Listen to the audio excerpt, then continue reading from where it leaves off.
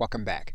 Now, if you want to add time to your trial, what you'll see typically when you log in is that you can have an extra 30 days if you follow some steps set up by ClickFunnels. The first thing you'll need to do is to go to their Get Started webinar. What you'll do then is you will schedule a specific time for the webinar. You'll then write in your name and email address. You'll then complete your appointment.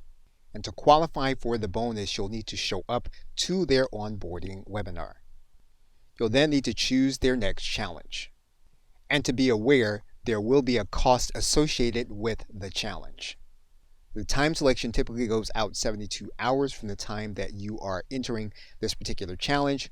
Once you have made the purchase and then scheduled the webinar, you will be given an extra 30 days onto your trial. Okay, so with that, thanks, and I will see you in another video.